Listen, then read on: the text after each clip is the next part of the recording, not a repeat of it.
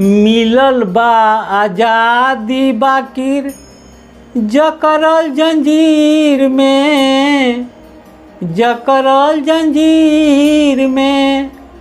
आ भाइये के भाई काहे लुटत बार भीड़ में। हम भोला भोजपुरिया आज रुआ लोग के सामने एक छोटा सा दुनियादारी गीत लेके आयल बानी। ये गीत के रुआ लोग पूरा तंत्र सुने लोग, पूरा ना सुने लोग तो ना बुझाई। देखही में अच्छा बारो ऊपरे से अच्छा बारो, बाकिर बारो बारा खाटी। आ घूमी घूमी पूजत बारो मथुरा वो काशी।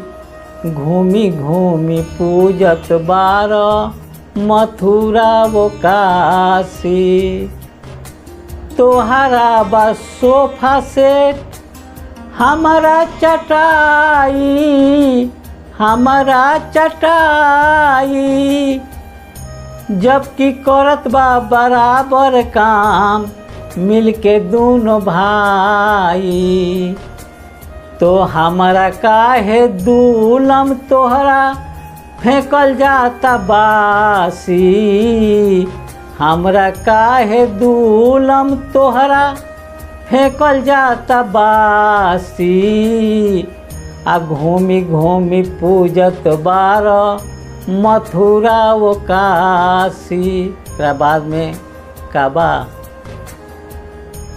कि गरीबवन लोग सूतल बारे कल खूब कमाई, कल खूब कमाई।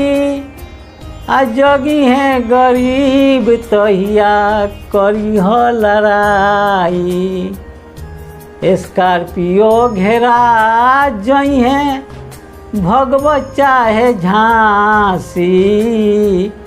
स्कॉर्पियो घेरा जई हैं भगवत चाहे झांसी। आ घूमी घूमी पूजत बार मथुरा वो काशी। घूमी घूमी पूजत बार मथुरा वो काशी। अंतिम बा कि मिलल बा आजादी बाकिर जकरल जंजीर में, जकरल जंजीर में। आ भाइये के भाई काहे लुटत बार भीड़ में। कहेले भोला लेके अतना बरहन राशि।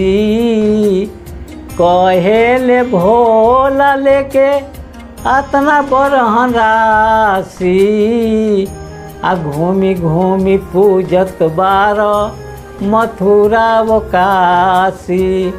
घूमी घूमी पूजत बार मथुरा वो काशी।